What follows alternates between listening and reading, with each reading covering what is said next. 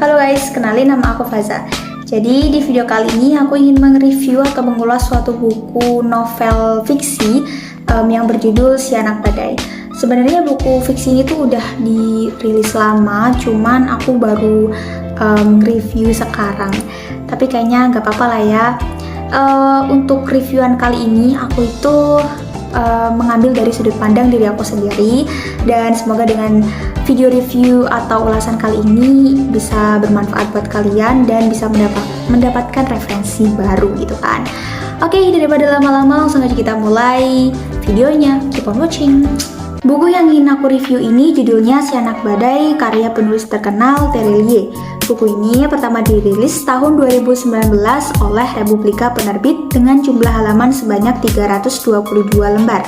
Nah, sebelum kita mengulas lebih dalam tentang bukunya, aku mau kalian tahu dulu nih sama penulisnya. Jadi seperti yang aku katakan tadi, buku ini tuh ditulis oleh seorang penulis terkenal yaitu Terelie dengan nama asli Darwis. Beliau ini dilahirkan di Sumatera Selatan pada tanggal 21 Mei 1979. Darwis sebenarnya memiliki keinginan menjadi seorang penulis sejak masih duduk di bangku sekolah dasar. Saat itu, karya yang beliau buat adalah karya tulisan seperti cerpen, terus puisi, yang kemudian dikirim ke majalah anak-anak kayak Bobo, Tong-Tong, dan sebagainya. Tapi sayang banget, karya-karya itu nggak pernah dimuat. Terus pada tahun 2005, Darwis memutuskan untuk menulis novel. Pada saat itu ada 4 novel nih yang sudah beliau buat, namun masih sangat sedikit peminatnya. Dan akhirnya pada tahun 2008, beliau menulis kembali sebuah novel yang berjudul Hafalan Sholat Delisa. Nah, akhirnya setelah 3 tahun, baru deh buku ini jadi terkenal. Oke, setelah tahu tentang penulisnya, langsung aja kita mulai masuk ke dalam pembahasan buku Si Anak Badai ini. Jadi, buku ini tuh menceritakan seorang anak yang bernama Zainal atau biasa dipanggil Za sebagai tokoh utamanya dan juga kawan-kawannya. Zainal tinggal bersama keluarga dan teman-temannya di sebuah kampung yang namanya Kampung Manoa, kampung yang terletak di dekat sungai. Kampung Manoa di sini digambarkan sebagai kampung yang benar-benar sederhana, seperti rumah warga, terus sekolah, surau, itu masih terbuat dari papan kayu. Tapi meskipun sederhana, mereka sangat bahagia gitu tinggal di Kampung Manoa ini. Karena dekat dengan sungai, Zainal ini kalau main sama teman-temannya juga di sungai.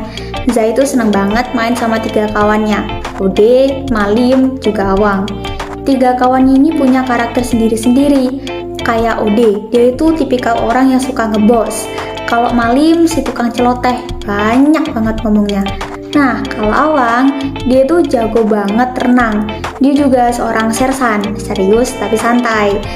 Di sini juga ada tokoh yang anak-anak Manoa takuti, namanya Pak Kapten. Pak Kapten itu orangnya tegas, nggak bisa basa-basi, dan kalau ngomong suka ngegas. Ya! Ya! Ya! 자기들이 그만! Oke. Tapi sebenarnya Pak Kapten ini orangnya baik banget. 채소. 이게 그 뭐냐? 채소 썬 건데 이게 양파랑 너가 좋아하는 민트향 나는 채소야.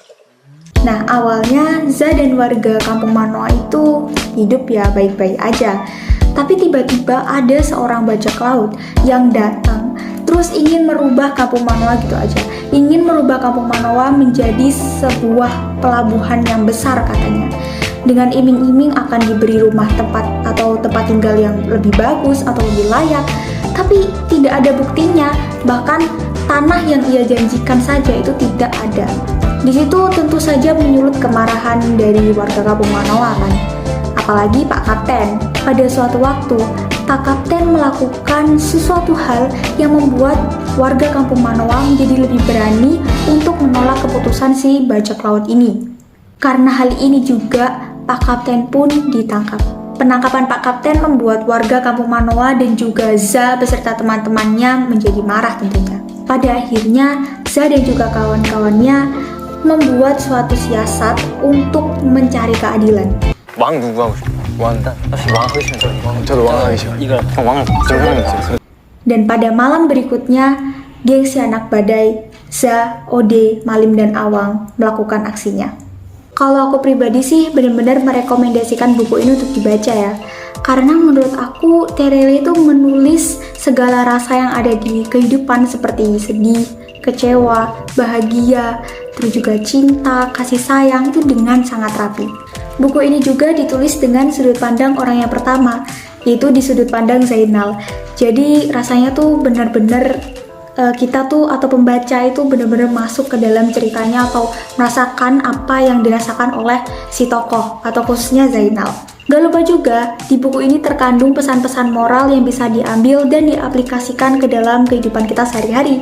Untuk aku sih nggak ada alasan untuk nggak baca buku Si Anak Badai ini ya, soalnya ini tuh bener-bener bagus banget. Oke guys, jadi itu aja ulasan dari aku tentang buku Si Anak Badai. Semoga kalian suka, semoga ini bermanfaat. Dan aku mau ngucapin terima kasih banyak buat kalian yang udah nonton video ini. Tapi sebelum aku tutup videonya, aku punya pantun buat kalian. Ada jendela, jumlahnya 5. 5-5-nya rusak semua. Walaupun ini mungkin banyak salahnya, tapi aku harap masih dapat diterima. Aku Faza, pamit undur diri. Dadah!